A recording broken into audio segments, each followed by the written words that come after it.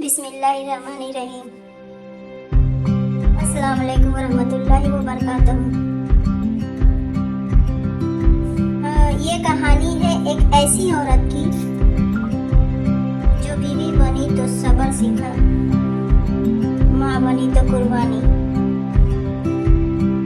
और जब अकेली माँ बनी तो ताकत की नई तारीफ बन गई।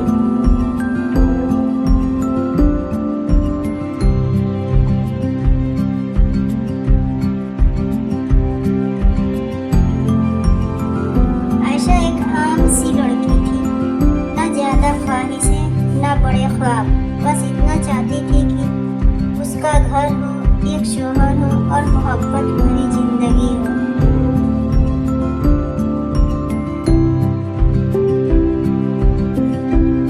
निकाह के दिन आयशा की आंखों में ख्वाब थे और दिल में यकीन कि इसका शौहर उसका मुहाफिज बनेगा।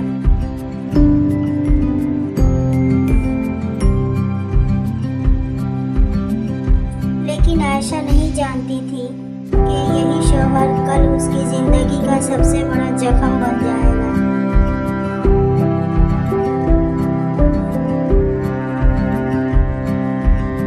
शादी के कुछ अरसे बाद शौहर का लहजा बदलने लगा, बात बात पर गुस्सा और हर बात पर शक।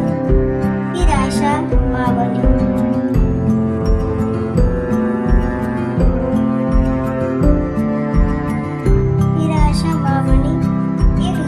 बेटा जिसकी पहली आवाज माँ के लिए जन्नत जैसी थी।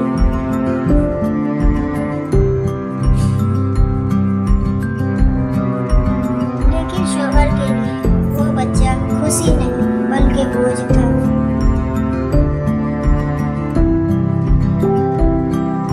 वो कहता, आप खर्चे बढ़ गए, ये बच्चा मेरी आजादी छीन लेगा। ससुराल वालों ने भी जहर घोलना शुरू कर दिया। लड़का ही क्यों पैदा किया, हमें तो बहू से आराम चाहिए था।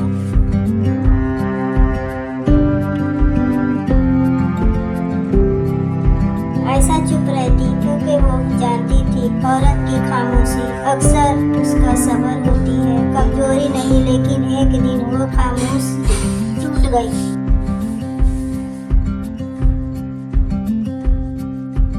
एक रात शौहर ने आयशा से कहा, अपने बच्चे को लेकर ये घर छोड़ दो, मुझे ना तुम चाहिए ना ये बच्चा। वो रात आयशा की जिंदगी की सबसे बड़ी लंबी रात थी।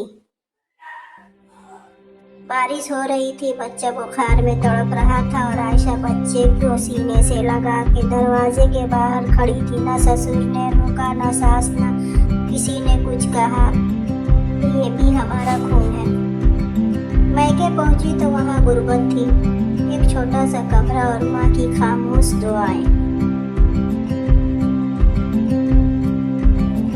लोग ताने देते, बगैर शौहर के औरत क्या होती है, बच्चा बिगड़ जाएगा, माँ अकेली क्या कर लेगी।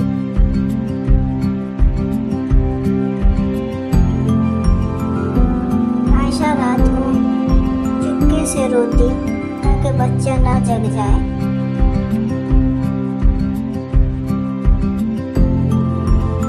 अपने हिस्से का खाना बच्चे को दे देती, अपने ख्वाब चुपचाप दफन कर देती।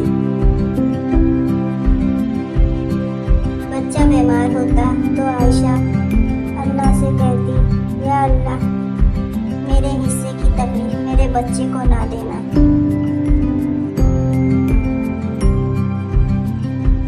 साल गुजरते गए, आयशा के बालों में सफेदी आ गई, लेकिन हिम्मत नहीं टूटी।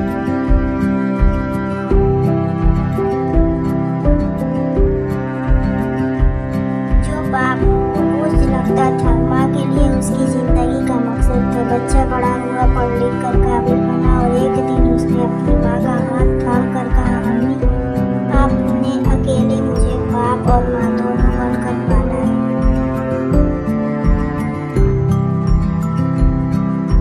वो दिन आयशा की आंखों से खामोशी आंसू बहने, लेकिन आंसू गम के नहीं, फतह के थे।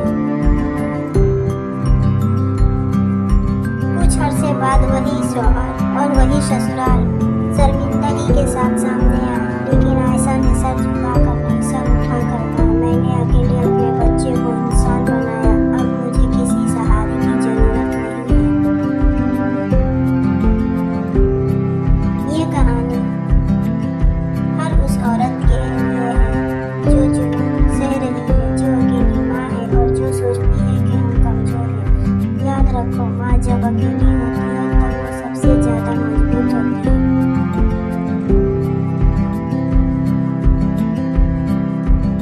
अगर मेरी वीडियो आपको अच्छी लगी तो अगली वीडियो की अपडेट के लिए मेरे चैनल को लाइक एंड सब्सक्राइब करें, ताकि अगली वीडियो आपके पास सबसे पहले जाए। Thank you for watching my video.